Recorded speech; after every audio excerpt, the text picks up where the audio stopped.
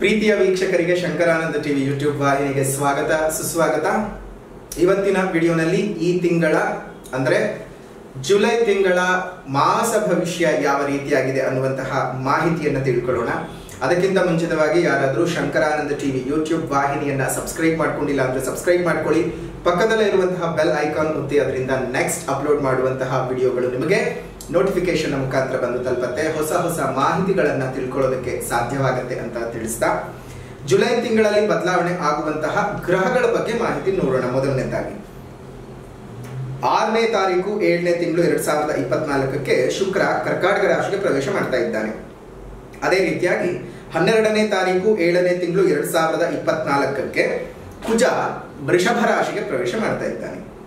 16ನೇ ತಾರೀಕು 7ನೇ ತಿಂಗಳು 2024ಕ್ಕೆ ರವಿ ಕರ್ಕಾಟಕ ರಾಶಿಗೆ ಪ್ರವೇಶ ಮಾಡ್ತಾ ಇದ್ದಾನೆ. 19ನೇ ತಾರೀಕು 7ನೇ ತಿಂಗಳು 2024ಕ್ಕೆ ಬುಧ ಸಿಂಹ ರಾಶಿಗೆ ಪ್ರವೇಶ ಮಾಡ್ತಾ ಇದ್ದಾನೆ. 31ನೇ ತಾರೀಕು 7ನೇ ತಿಂಗಳು 2024ಕ್ಕೆ ಸಿಂಹ ರಾಶಿಗೆ ಶುಕ್ರ ಪ್ರವೇಶ ಮಾಡ್ತಾ ಇದ್ದಾನೆ.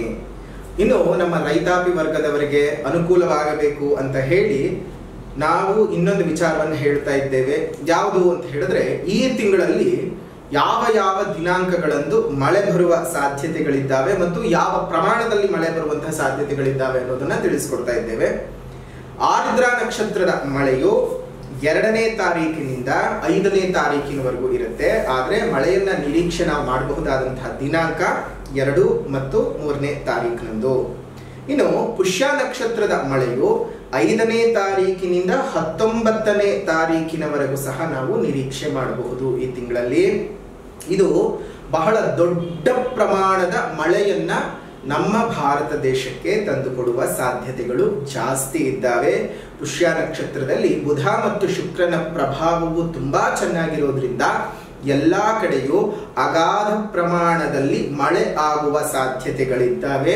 ಇದನ್ನ ನಮ್ಮ ರೈತಾಪಿ ವರ್ಗದವರು ಉಪಯೋಗಿಸ್ಕೊಂಡ್ರೆ ತುಂಬಾ ಚೆನ್ನಾಗಿ ಬೆಳೆಯನ್ನ ಬೆಳ್ಕೊಳ್ಳೋದಕ್ಕೆ ಸಾಧ್ಯ ಇದ್ದಾವೆ ಅಲ್ವಾ. ಯಾಕಂದ್ರೆ ಯಾವಾಗ ಮಳೆ ಆಗುತ್ತೆ ಗೊತ್ತಾಗಲ್ಲ, ಏನು ಮಾಡಬೇಕು ಗೊತ್ತಾಗಲ್ಲ. ನೋಡಿ, ಈ ದಿನಾಂಕಗಳಂದು ಸ್ವಲ್ಪ ಮುಂಜಾಗ್ರತೆಯಾಗಿ ಏನೇನು ಪ್ರಿಪರೇಷನ್ ಬೇಕು ಅದನ್ನ ಮಾಡಿಟ್ಕೊಳ್ಳಿ. ಅದರಿಂದ ನಿಮ್ಮ ಜೀವನಕ್ಕೆ ಸಹ ಒಳ್ಳೇದಾಗ್ತದೆ. ನಮ್ಮ ರೈತಾಪಿ ವರ್ಗದವರು ಚೆನ್ನಾಗಿದ್ರೆ ನಾವೆಲ್ಲರೂ ಚೆನ್ನಾಗಿದ್ದ ಹಾಗೆ ಅಲ್ವಾ. ನಾವು ಊಟ ಮಾಡಬೇಕು ಅಂತ ಹೇಳಿದ್ರೆ ಅವ್ರು ಬೆಳೆ ಬೆಳಿಲೇಬೇಕು. ಬೆಳೆ ಬೆಳೆಯೋದಕ್ಕೆ ಸಾಧ್ಯ ಆಗಲಿಲ್ಲ ಅಂದ್ರೆ ಹೇಗೆ?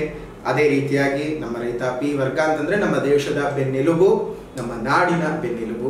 ನಿಮ್ಮ ಸುಖ ಸೌಖ್ಯಗಳು ವರ್ಧನೆಯಾಗಿ ನಿಮ್ಮ ಜೀವನ ಸಹ ಚೆನ್ನಾಗಿರ್ಬೇಕು ಅಂತ ನಾನು ದೇವಿಗೆ ಪ್ರಾರ್ಥನೆ ಮಾಡ್ತೀನಿ.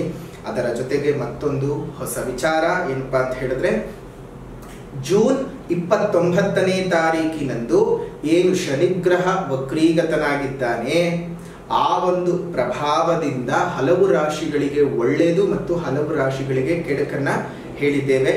ಅದು ಯಾರಾದ್ರೂ ನೋಡಿಲ್ಲ ಅಂತ ಹೇಳಿದ್ರೆ ನಮ್ಮ ಶಂಕರಾನಂದ ಟಿವಿ ಯೂಟ್ಯೂಬ್ ವಾಹಿನಿಯ ಒಂದು ಪೇಜ್ಗೆ ಭೇಟಿಯನ್ನು ಕೊಟ್ಟರೆ 12 ರಾಶಿಗಳಿಗೆ ಸಂಬಂಧಪಟ್ಟ ಹಾಗೆ ನೀವು ಎಲ್ಲಾ ರಾಶಿಯ ವಿಚಾರಗಳನ್ನ ತಿಳ್ಕೊಳ್ಬಹುದು. ಯಾವ ರೀತಿಯ ಫಲಾನುಫಲಗಳಿದೆ ಅನ್ನೋದನ್ನು ಸಹ ತಿಳ್ಕೊಳ್ಬಹುದು.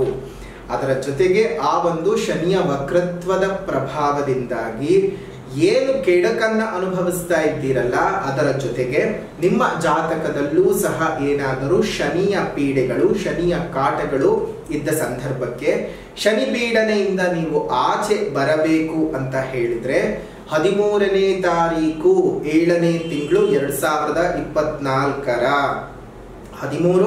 13/7/2024ರಂದು ದಾವಣಗೆರೆಯಲ್ಲಿ ನಡೆಸ್ತಾ ಇರತಕ್ಕಂತಹ ಬಹಳ ದೊಡ್ಡ ಮಟ್ಟದ ಶ್ರೀ ಶನಿ ಮಹಾ ಲಕ್ಷ ಬತ್ತಿಯ ಯಾಗ, ಲಕ್ಷ ಬತ್ತಿಗಳನ್ನ, ಶನಿ ಬತ್ತಿಗಳನ್ನ ಅಲ್ಲಿ ಬೆಳಗಿಸುವಂತಹ ಕೆಲಸವನ್ನ ಮಾಡ್ತೀವಿ. ಅದಕ್ಕೆ ನಿಮ್ಮ ಪ್ರೋತ್ಸಾಹಗಳು ನಮಗೆ ತುಂಬಾ ಮುಖ್ಯ. ಯಾಕೆ ಅಂತ ಹೇಳಿದ್ರೆ, ಶನಿ ಕಾಟದಿಂದ ಬಳಲ್ತಾ ಇರತಕ್ಕಂಥವ್ರು ಪ್ರತಿಯೊಬ್ಬರೂ ಸಹ ಒಬ್ಬೊಬ್ಬರು ನಿಮ್ಮ ಹೆಸರಿನಲ್ಲಿ 21 ಎಳ್ಳು ಗಂಟುಗಳನ್ನ ತೆಗೆದುಕೊಂಡು ಬರಬೇಕು. 21 ಎಳ್ಳು ಗಂಟುಗಳನ್ನ ತೆಗೆದುಕೊಂಡು ಬಂದು ನಾವು ಕುಂಡವನ್ನ ನಿರ್ಮಾಣ ಮಾಡಿರ್ತೇವೆ. ಜೊತೆಗೆ ಅಲ್ಲಿ ಈಶ್ವರ ದೇವರ ಮತ್ತು ಶನಿದೇವರ ಪೂಜೆಯು ಸಹ ನಡೀತಾ ಇರುತ್ತೆ. ಅಲ್ಲಿ ಈಶ್ವರ ದೇವರ ಮತ್ತು ಶನಿದೇವರ ಹತ್ರ ಅದನ್ನ ಇಟ್ಟು ಪೂಜೆಯನ್ನ ಮಾಡಿಸಿ ಆ ಕುಂಡದ ಒಳಗಡೆ ನೀವು ದೃಷ್ಟಿಯ ಇಳೆಯನ್ನ ತೆಗೆದು ಹಾಕಬೇಕು. ಹಾಕೋದ್ರ ಮುಖಾಂತರವಾಗಿ ನೀವು ಶನಿದೇವರ ಕೃಪೆಗೂ ಪಾತ್ರರಾಗ್ತೀರಿ, ಈಶ್ವರ ದೇವರ ಕೃಪೆಗೂ ಪಾತ್ರರಾಗ್ತೀರಿ. ಈ ಶನಿಯ ಕಾಟದಿಂದ ಏನು ಬಳಲ್ತಾ ಇರ್ತೀರಲ್ಲ ಆ ಒಂದು ಬಳಲಿಕೆಯು ಸಹ ನಿಮಗೆ ಹೋಗುತ್ತೆ. ಅದು ಯಾವ ರೀತಿಯಾಗಿ ಉರಿದು ಭಸ್ಮವಾಗುತ್ತೋ ಶನಿಯ ಪೀಡನೆಯೂ ಸಹ ನಿಮಗೆ ಅದೇ ರೀತಿಯಾಗಿ ಉರಿದು ಭಸ್ಮ ಆಗ್ತದೆ. ಹಾಗಾಗಿ ನಿಮಗೆ ಈ ಶನಿ ಕಾಟದಿಂದ ತಪ್ಪಿಸಿಕೊಳ್ಳೋದಕ್ಕೆ ಇದು ತುಂಬಾ ದೊಡ್ಡ ಸಮಯ. ಯಾವುದೇ ರಾಶಿಯವರಾಗಿರ್ಲಿ, ನಿಮಗೆ ಶನಿ ಕಾಟ ಗೋಚಾರದಲ್ಲಾಗ್ಲಿ ಅಥವಾ ಇದೊಂದು ಜಾತಕದಲ್ಲಿ ವ್ಯವಸ್ಥೆ ಆಗಿದ್ದಿರ್ಲಿ, ಮೊದಲು ಆ ದಾವಣಗೆರೆಯಲ್ಲಿ ನಡೆಯುವಂತಹ ಶನಿಯ ಯಾಗಕ್ಕೆ ನೀವು ಬರಬೇಕು. ಇನ್ನು ಅದೆಷ್ಟೋ ದೂರದ ಊರುಗಳಲ್ಲಿ ಇರ್ತೀರಿ, ಬರೋದಕ್ಕೆ ಸಾಧ್ಯ ಆಗಲ್ಲ, ಅಥವಾ ಬೇರೆ ದೇಶಗಳಲ್ಲಿ ಇರ್ತಾರೆ, ಬರೋದಕ್ಕೆ ಸಾಧ್ಯ ಆಗಲ್ಲ. ಅಂಥವ್ರು ಏನ್ ಮಾಡಬಹುದು ಅಂತ ಅಂದ್ರೆ, ನಿಮ್ಮ ಹೆಸರಿನಲ್ಲಿ ನಿಮ್ಮ ಹೆಸರು, ನಕ್ಷತ್ರ, ರಾಶಿ, ಗೋತ್ರವನ್ನ ಕಳಿಸಿದ ಸಂದರ್ಭದಲ್ಲಿ ನಿಮ್ಮ ಹೆಸರಿನಲ್ಲಿ ಸಂಕಲ್ಪ ಪೂಜೆಗಳನ್ನ ಮಾಡಿಸಿ ನಾವೇ ಆ ಎಳ್ಳು ಬತ್ತಿಯನ್ನ ಆ ಒಂದು ಕುಂಡದಲ್ಲಿ ಹಾಕುವಂತಹ ಕೆಲಸವನ್ನ ಮಾಡ್ತೇವೆ. ಇಂತಹ ವಿಶೇಷವಾಗಿರ್ತಕ್ಕಂತಹ ಶನಿ ಪೀಡನೆಯಿಂದ ತಪ್ಪಿಸ್ಕೊಳ್ಬೇಕು ಅಂತಂದ್ರೆ ನೀವು ಈ ಕೆಲಸವನ್ನು ಮಾಡಬಹುದು. ನಿಮಗೆ ಬರೋಕ್ ಸಾಧ್ಯ ಇಲ್ಲ ಅಂತ ಹೇಳಿದ್ರು ಆ ಸಂಕಲ್ಪ ಸೇವೆಯ ಪೂಜೆಯನ್ನ ಒಂದು ಬುಕ್ ಮಾಡ್ಕೊಳ್ಳೋದ್ರಿಂದ ನಿಮ್ಮ ಹೆಸರಿನಲ್ಲಿ ಅಲ್ಲಿ ಪೂಜೆ ನಡೆಯುತ್ತೆ. ಅದರ ಜೊತೆಗೆ ನಿಮ್ಮ ಮನೆಗೆ ಸಹ ಆ ಶನಿ ರಕ್ಷಾ ಕವಚದ ದಾರವು ಬರುತ್ತೆ. ತಿರುನಲ್ಲಾರು ದೇವಸ್ಥಾನದಲ್ಲಿ ದರ್ಬೇಶ್ವರನ್ ಮತ್ತು ಶನಿಯ ದೇವಸ್ಥಾನದಲ್ಲಿ ಪೂಜೆ ಮಾಡಿಸಿ ತರುವಂತಹ ಆ ಶನಿ ರಕ್ಷಾ ಕವಚದ ದಾರವನ್ನ ನೀವು ಕೈಗೆ ಕಟ್ಕೊಳ್ಳೋದ್ರಿಂದ ಶನಿ ಪೀಡನೆಗಳೆಲ್ಲವೂ ಸಹ ಹೋಗುತ್ತೆ. ಇನ್ನು ಅದೆಷ್ಟೋ ಜನರಿಗೆ ಜಾತಕದಲ್ಲಿರುವಂತಹ ಒಂದು ದೋಷಗಳಾಗಿರಬಹುದು, ಗೋಚಾರದ ಶನಿ ದೋಷಗಳಾಗಬಹುದು, ಅರ್ಧಾಷ್ಟಮ ಶನಿ, ಪಂಚಮ ಶನಿ, ಅಷ್ಟಮ ಶನಿ ಪೀಡೆ, 7.5 ಶನಿ ಪೀಡನೆಗಳು ಇರಬಹುದು. ಅಂತಹ ಯಾವುದೇ ರೀತಿಯಾದಂತಹ ಶನಿ ಗೋಚಾರದ ಪೀಡೆ ಸ್ಥಾನಗಳಲ್ಲಿ ಸಂಚಾರ ಮಾಡೋದಿರ್ಬೋದು, ಅಥವಾ ನಿಮ್ಮ ಜಾತಕದಲ್ಲಿ ಶನಿ ದಶಾ ನಡೀತಾ ಶನಿ ದುಷ್ಟ ಸ್ಥಾನದಲ್ಲಿ ಸ್ಥಿತನಾಗಿ ನಿಮ್ಮ ರಾಶಿಯ ಮೇಲೋ, ಲಗ್ನದ ಮೇಲೋ, ಅಥವಾ ಬೇರೆ ಇನ್ಯಾವುದೋ ಸ್ಥಾನಗಳ ಮೇಲೋ ಪ್ರಭಾವವನ್ನು ಬೀರುವಂತಹ ಸಂದರ್ಭದಲ್ಲಿ ಈ ಒಂದು ಲಕ್ಷ ಶನಿ ಎಳ್ಳು ಬತ್ತಿಯನ್ನ ಹಚ್ಚುವ ಕಾರ್ಯಕ್ರಮಕ್ಕೆ ನೀವು ಬಂದು ಅಲ್ಲಿ ಲಕ್ಷ ಬತ್ತಿಗಳನ್ನ ಆ ಒಂದು ಹಚ್ಚೋದ್ರಿಂದ ಒಳ್ಳೆ ರೀತಿಯಾದಂತಹ ಫಲಾನುಫಲಗಳನ್ನು ನೀವು ಸಿದ್ಧಿ ಮಾಡಬಹುದು. ಒಬ್ಬೊಬ್ಬರು 21 ಎಳ್ಳು ಬತ್ತಿಗಳನ್ನ ತೆಗೆದುಕೊಂಡು ಬರಬೇಕಾಗ್ತದೆ. ನೀವೇ ಮನೆಯಲ್ಲಿ ಸಿದ್ಧ ಮಾಡ್ಕೊಂಡು ಬರಬಹುದು, ಅಥವಾ ನಿಮ್ಗೆ ಅಲ್ಲೇ ಬೇಕಾದ್ರೆ ನಾವು ಸಹ ಕೊಡ್ತೀವಿ. ಆದ್ರೆ ನೀವೇ ಮನೆಯಲ್ಲಿ ಸಿದ್ಧ ಮಾಡ್ಕೊಂಡು ಬರೋದು ಅತ್ಯುತ್ತಮವಾದದ್ದು. ಯಾಕಂದ್ರೆ ನಿಮ್ಗೆ ಆ ಶನಿಯ ಭಯ ಭಕ್ತಿಗಳು ಯಾವ ರೀತಿಯಾಗಿ ನಿಮ್ಮ ಮನಸ್ಸಿನಲ್ಲಿರೋ ತೊಂದರೆ ತಾಪತ್ರಗಳನ್ನೆಲ್ಲ ಹೇಳ್ತಾ, ಒಬ್ಬರಿಗೆ 21 ಶನಿಗೆ ಬಹಳ ಪ್ರೀತ್ಯರ್ಥವಾಗಿರ್ತಕ್ಕಂತಹ ಸಂಖ್ಯೆ. ಹಾಗಾಗಿ 21 ಎಳ್ಳು ಗಂಟುಗಳನ್ನ ನೀವು ಮಾಡ್ಕೊಂಡು ಬಂದು ಅಲ್ಲಿ ಶನಿದೇವರ ಹತ್ರ, ಈಶ್ವರ ದೇವರ ಹತ್ರ ಇಟ್ಟು ಪೂಜೆಯನ್ನ ಮಾಡಿಸಿ ಅದನ್ನ ಆ ಕುಂಡದಲ್ಲಿ ಹಾಕಿ ಕೊನೆಯದಾಗಿ ಅದಕ್ಕೆ ನಾವು ಅಗ್ನಿಯನ್ನ ಕೊಡುವುದರ ಮುಖಾಂತರವಾಗಿ ಅದನ್ನ ಬೆಳಗಿಸುವ ಕೆಲಸವನ್ನ ಮಾಡ್ತೇವೆ. ಆ ಒಂದು ಲಕ್ಷ ಎಳ್ಳು ಬತ್ತಿಯು ಹೇಗೆ ಹತ್ತಿ ಉರಿದು ಭಸ್ಮವಾಗ್ತದೋ ಅದೇ ರೀತಿಯಾಗಿ ನಿಮ್ಮ ಕಷ್ಟ ಕಾರ್ಪಣ್ಯಗಳೆಲ್ಲವೂ ಉರಿದು ಭಸ್ಮವಾಗಿ ಶನಿದೇವರ ಕೃಪೆಗೂ ಸಹ ನೀವು ಪಾತ್ರರಾಗ್ತೀರಿ. ಅಲ್ಲಿ ಕೊನೆಯದಾಗಿ ಕೊಡ್ತಕ್ಕಂತಹ ರಕ್ಷೆಯನ್ನ ಪ್ರತಿನಿತ್ಯ ನೀವು ಹಣೆಗೆ ಹಚ್ಕೊಳ್ಳೋದ್ರಿಂದ ನಿಮಗೆ ಶನಿಯ ಪೀಡನೆಗಳು ದೂರ ಆಗ್ತದೆ. ಅದ್ರ ಜೊತೆಗಾಗಲೇ ಹೇಳಿದ ಹಾಗೆ ಶನಿಯ ರಕ್ಷಾ ಕವಚದ ದಾರವನ್ನು ಸಹ ನಾವು ತಿರುನಲ್ಲಾರಿನಿಂದ ಪೂಜೆ ಮಾಡಿ ತೆಗೆದುಕೊಂಡು ಬಂದಿರ್ತೇವೆ, ಅದನ್ನು ಸಹ ಕೊಡ್ತೇವೆ. ಅದನ್ನು ಸಹ ನಿಮಗೆ ಕೈಗೆ ಕಟ್ಟಿಕೊಳ್ಳೋದ್ರಿಂದ ನೆಮ್ಮದಿಯಾದ ವಾತಾವರಣ ಬರಬಹುದು. 13ನೇ ತಾರೀಕು ನಡೆಯುವಂತಹ ಈ ಶನಿ ಲಕ್ಷ ಎಳ್ಳು ಬತ್ತಿಯ ಹಚ್ಚುವ ಕಾರ್ಯಕ್ರಮಕ್ಕೆ ತಾವೆಲ್ಲರೂ ಒಂದು ದೇವರ ಕೃಪೆಗೆ ಪಾತ್ರರಾಗಿ ಈಗ ರಾಶಿ ಭವಿಷ್ಯದ ಕಡೆ ಗಮನ ಕೊಡೋಣ. ಮೀನ ರಾಶಿಯವರಿಗೆ ಯಾವ ರೀತಿಯಾಗಿದೆ ಅಂತ ಗಮನಿಸೋದಾಯ್ತು ಅಂತ ಹೇಳಿದ್ರೆ, ಜುಲೈನ ತಿಂಗಳಲ್ಲಿ ನಿಮಗೆ ಬಹಳ ಲಾಭಾಂಶಗಳು ಜಾಸ್ತಿ ಇದ್ದಾವೆ. ಗುರುಬಲ ಕಳ್ಕೊಂಡ್ವಿ ಅಂತ ಯೋಚನೆ ಮಾಡ್ತಾ ಇದ್ದೀರಾ. ಅದರ ಜೊತೆಗೆ 7.5 ಶನಿ ಬೇರೆ ನಡೀತಾ ಇದೆ ಅಂತನೂ ಸಹ ಯೋಚನೆ ಮಾಡ್ತಾ ಇದ್ದೀರಿ. ಮೀನ ರಾಶಿಯವರಿಗೆ ಕೊರಗೋದಕ್ಕೆ ಒಂದಲ್ಲ ಎರಡಲ್ಲ, ಏನಾದ್ರೂ ಒಂದು ವಿಚಾರಗಳು ಸುಮ್ಮನೆ ಇಲ್ಲದೆ ಇರೋದನ್ನು ನೀವು ತಲೆಗೆ ಹಚ್ಕೊಂಡು ಕೊರಗೋದ್ರಲ್ಲಿ ಪ್ರಾಥಮಿಕರು. ಊಹೆ ಜಾಸ್ತಿ, ಏನೋ ಆಗೋಗ್ಬಿಡತ್ತೆ, ಅದು ಆಗೋಗ್ಬಿಡತ್ತೆ, ಇದು ಆಗೋಗ್ಬಿಡತ್ತೆ ಅಂತ. ಏನೂ ಆಗಲ್ಲ, ಇರೋದು ಏನ್ ನಡಿಬೇಕೋ ಅದು ನಡೀತಾ ಹೋಗುತ್ತೆ. ಧಾರ್ಮಿಕ ಚಿಂತನೆಗಳು ಜಾಸ್ತಿ ಆಗುತ್ತೆ, ಜೊತೆಗೆ ಧಾರ್ಮಿಕ ಕಾರ್ಯಗಳಲ್ಲಿ ಭಾಗವಹಿಸ್ತೀರಿ. ವೈದ್ಯರಿಗೆ, ವಕೀಲ ವೃತ್ತಿಯನ್ನು ಮಾಡ್ತಕ್ಕಂಥವರಿಗೆ, ಸ್ವಂತ ವ್ಯಾಪಾರವನ್ನು ನಡೆಸ್ಕೊಂಡು ಹೋಗ್ತಾ ಇರ್ತಕ್ಕಂಥವರಿಗೆ ವ್ಯಾಪಾರದಲ್ಲಿ ಅಭಿವೃದ್ಧಿಗಳಾಗುತ್ತೆ. ಮತ್ತು ವೈದ್ಯ ಮತ್ತು ವಕೀಲರಿಗೆ ಹೆಚ್ಚಿನ ಲಾಭಾಂಶಗಳು ನಿಮ್ಮ ಕೆಲಸದಲ್ಲಿ ಬರತಕ್ಕಂಥದ್ದು ಆಗತ್ತೆ. ವ್ಯವಹಾರಗಳು ಬಹಳ ಸುಲಭವಾಗಿ ನಿಮ್ಮ ಕೈಗೆ ಸೇರ್ತಕ್ಕಂತಹ ಶುಭವಾದಂತಹ ತಿಂಗಳು ಈ ತಿಂಗಳು ಮೀನ ರಾಶಿಯವರಿಗೆ.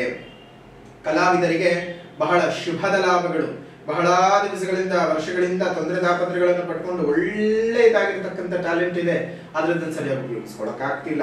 ಒಳ್ಳೆ ಸಿನಿಮಾ ಮಾಡ್ಬಿಟ್ಟಿದ್ದೀವಿ, ಒಳ್ಳೆ ರೀತಿಯಾಗಿರ್ತಕ್ಕಂಥ ಒಂದು ಅವಕಾಶಗಳು ನಮಗೆ ಬರ್ತಾ ಇಲ್ಲ. ಒಳ್ಳೆಯ ನಟ ನಟಿಯರಿಗೆ ಈ ಒಂದು ತಿಂಗಳಿನಲ್ಲಿ ಒಳ್ಳೆಯ ಉತ್ತಮವಾದ ಅವಕಾಶಗಳು ಬಂದು ಸೇರ್ತಾ ಇರುತ್ತೆ. ಜವಳಿ ವ್ಯಾಪಾರಸ್ಥರಿಗೆ, ಆಭರಣಗಳ ವ್ಯಾಪಾರಸ್ಥರಿಗೆ ವಿಶೇಷವಾದ ಧನದ ಲಾಭವು ಇರ್ತಕ್ಕಂತಹ ತಿಂಗಳು ಆಗಿದೆ.